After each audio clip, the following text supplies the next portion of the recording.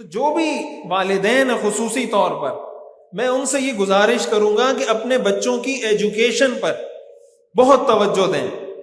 یہی بچے کل سیاستدان ہوں گے، یہی بچے کل جناب ایسی ڈی سی اور کوئی کسی محکمے میں افسر ہوگا، کوئی کہیں پہ کلرک ہوگا، کوئی کسی ادارے میں ہوگا، یہی بچے بڑے ہو کے بنیں گے.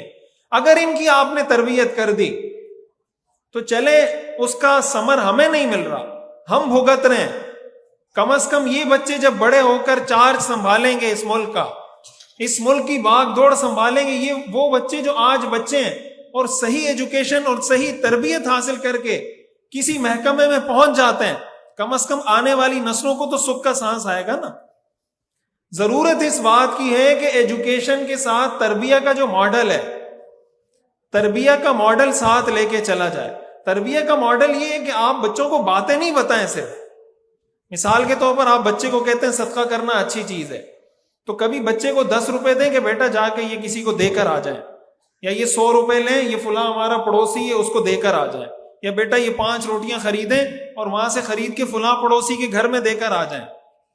تو آپ جب اس کو پڑوسی کے حقوق سکھائیں، ساتھ پریکٹیکلی کر کے بتائیں.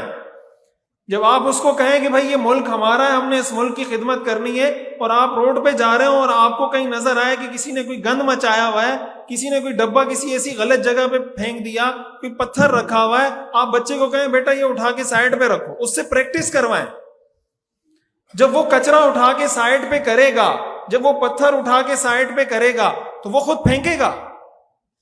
جس بچے سے آپ نے پریکٹیکلی یہ کروایا کہ بیٹا یہ کچرا اٹھاؤ یہاں سے، روڈ ہے، وہ کسی کا گھر نہیں ہے، لیکن یہ روڈ بھی ہمارا ہی روڈ ہے نا، یہ محلہ بھی ہمارا محلہ ہے. حدیث شریف میں آتا ہے نظفوا افنیتکم ولا تتشبہوا بالیہود، اپنے گھر کے صحن کو، اپنے گھر کے باہر کی جگہ کو بھی صاف رکھا کرو، یہودیوں کے ساتھ مشابہت اختیار مت کرو.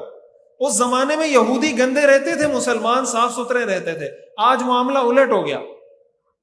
ہمارے استاد صاحب اکثر فرماتے ہیں، مفتی عبدالرحیم صاحب دامت برکاتہم، کہ ایک انگریز مسلمان ہو گیا تھا تو صاف ستھرا رہتا تھا جیسے انگریز رہتے ہیں صاف ستھرے.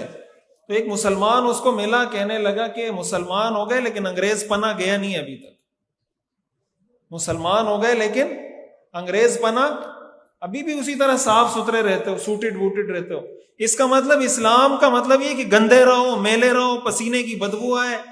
حدیث میں تو ہمیں یہ فرمایا گیا ہے کہ کچا پیاز کھا کے مسجد میں نہ ہو، اس لیے کہ نمازیوں کو تکلیف ہوتی ہے، فرشتوں کو تکلیف ہوتی ہے. تو پیاز کھانے سے کتنی بدبو آتی ہے انسان کے منہ سے، وہ تو ساتھ والے کو بھی محسوس نہیں ہوتی. ہمارے اسلام میں، ہمارے دین میں صفائی ستھرائی کی اتنی اہمیت ہے. ہم نے یہ ساری چیزیں اٹھا کے ڈال دی انگریزوں کے کھاتے میں کہ یہ ان کے کام ہے. تو جو ایجوکیشن کے ساتھ تربیہ کا ماڈل ہے، جو جو چیز آپ بچے کو پڑھائیں، ساتھ ساتھ اس کی پریکٹس کروائیں. اور اس میں جہاں اساتذہ کی ذمہ داری ہے، وہیں اس میں پوری ذمہ داری والدین کی ہے. آپ اس کو پوری توجہ دیں، چاہے وہ اسکول کا سیکٹر ہو، چاہے وہ مدرسے کا سیکٹر ہو، کہ آپ کے بچے کے لیے ایجوکیشن کافی نہیں ہے. یہ